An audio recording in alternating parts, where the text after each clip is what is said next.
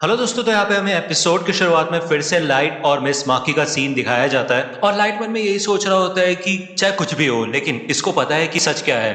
और अगर इसने ये बात पुलिस को बता दी तो उनको ज्यादा समय नहीं लगेगा ये पता लगाने में कि लाइट यागामी ही कीरा है, तो इसलिए मुझे इसको खत्म करना होगा। तो यहाँ पे लाइट कहता है कि हमें जल्द से जल्द इसके ऊपर इन्वेस्टिगेशन शुरू करनी होगी। तो क्या आपने ये बात किसी और को भी बताई है? तो मिस माकी कहती है नहीं, मैंने ये बात सिर्फ तुम्हें बताई है। तो र्यूक कहता है क्या बात है, बहुत लकी हो तुम, लेकिन तुम इसको मारोगे कैसे? अगर यहाँ पे उसे मार डालोगे तो अच्छा नहीं रहेगा, है ना? तो यहाँ पे लाइट अपने जेब में से वो डेथ नोट का पेज निकालता है और वो कहता है कि आप मुझे बस चेकिंग इंसिडेंट की वो डेट वगैरह बताओगे?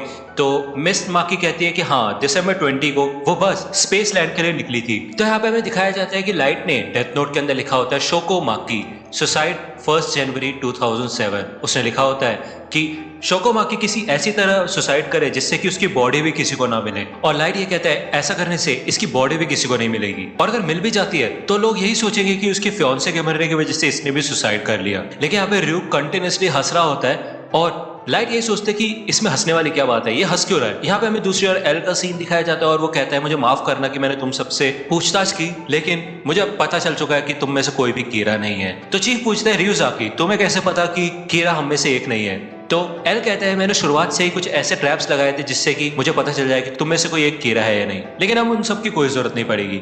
यहाँ पे एल का फोन बजता है और वो फोन पिक करता है। मात्सुरा कहता है कि वाह, इसने हमें अपने सेल फोन ऑफ करने के लिए कहा और खुद फोन पे बात कर रहा है। तो यहाँ पे एल यही कहता है कि ठीक है अंदर आ जाओ, और वो फोन कट करके कहता है कि वाटारी इधर आ रहा है। तो लाइट वो पेज अपनी जेब में रख लेता है और कहता है कि मैं आपकी तरफ से हेडक्वार्टर्स में ये बात बता दूंगा। तो मिस माकी कहती है कि नहीं, मैं ये खुद ही कहना चाहती हूँ और मैं खुद ही उनसे बात करूंगी। तो यहाँ पे लाइट कहता है कि बस 10 सेकंड बचे हैं, मैं देखना चाहता हूँ कि ये कैसे मरेगी, लेकिन मैं साथ ही साथ ये भी नहीं चाहता कि कोई मेरे को इसका पीछा करते हुए देख ले। चलो चलो जल्दी मर भी जाओ। इधर 40 सेकंड पूरे हो जाते हैं और अभी भी ये नॉर्मली चल रहे होते हैं। मिस माकी कहती है कीरा जरूर पकड़ा जाएगा, है ना? तो यहाँ पे लाइट अपनी घड़ी में टाइम देखता है और ऑलरेडी यहाँ पे 40 सेकंड से ऊपर हो चुके होते हैं। वो कहते हैं कि टाइम तो हो चुका है, क्या चल कह रहा है? ये तो बहुत अजीब है, ये बंदी मर क्यों नहीं रही? इससे पहले भी मैंने टेस्ट में ये देखा है कि मेरे को बस सुसाइड लिखने की जरूरत थी और विक्टिम खुद ही अपने आप को मार लेता था जैसे मैंने लिखा होता था, और ऐसा मैंने कई बार ट्राई किया है और मुझे पता है कि मैं विक्टिम्स को मरने से पहले कंट्रोल कर सकता हूँ। तो अभी ऐसा क्यों हुआ? यहाँ पे र्यूक कंटिन्यूसली हंस रहा होता है। तो लाइट सोचते कि हाँ र्यूक ये तब से हंसे जा रहा है और काफी अजीब है, ये ऐसे हंसता नहीं है। और कमाल की बात यह है जब मैं मिस माकी से उसका नाम पूछा था तब भी वो हंस रहा था, और जब भी मिस माकी का नाम सामने आया है तभी वो हंस रहा था। इसका मतलब ये नकली नाम यूज कर रही है। यहाँ पे हमें दूसरी ओर वातारी का सीन दिखाया जाता है और वो इन सबके सामने आ चुका होता है। वो कहता है मैं वातारी हूँ। ये सब पूछते हैं कि आप पहले वाले आउटफिट में क्यों नहीं हो?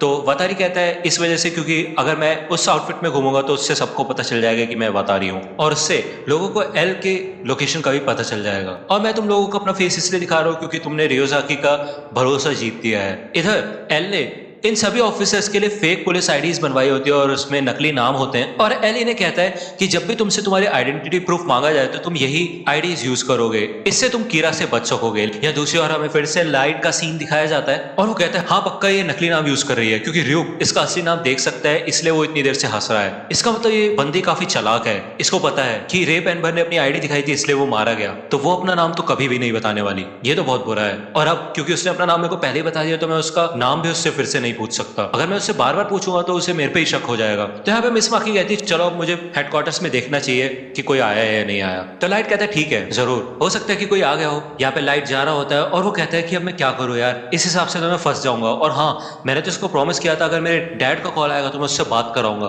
तो मैं क्या करूँ? मेरे डैड ने अगर अभी कॉल कर दिया तो मैं क्या कर सकता हूँ? तो लाइट यही कहता है कि अरे मैं भूल ही गया था, बस मेरे को यहाँ पे अपना सेल फोन ही तो स्विच ऑफ करना है ना, प्रॉब्लम सॉल्व, अब शांत रहो। अब बस मुझे उसका नाम पता लगवा रहा है। वैसे भी वो एक औरत है, उसकी पॉकेट में उसके पर्स में कहीं ना कहीं ड्राइविंग लाइसेंस या फिर कुछ होगा, ऐसी कोई आइडेंटिटी होगी जहाँ पे उसका असली नाम लिखा होगा। यहाँ पे लाइट सोचता है कि वो फोर्सफुली भी इससे आइडेंटिटी प्रूफ निकलवा सकता है, लेकिन वो यहाँ पे सीन क्रिएट नहीं करना चाहता, और वैसे भी वो बहुत ज्यादा चौकन्ना है। मुझे कोई ऐसा तरीका अपनाना है जिससे कि किसी को भी कोई शक ना हो। यहाँ पे पीछे र्यूक होता है और वो कहता है कि लाइट मैं तुम्हें बता दूं कि आई डील हमेशा ओपन रहती है, बहुत आसान है, तुम्हें बस ऐसा फील होगा जैसे तुमने कॉन्टैक्ट लेंसेज लगा ली हो। तो लाइट कहते क्या अपनी आधी जिंदगी वो भी इस बंदी का नाम पता लगाने के लिए? बिल्कुल नहीं, और चुप हो जाओ शिनिगामी। यहाँ पे मिस माकी रुकती है और पीछे मुड़ती है। वो कहती है आपको अभी भी पुलिस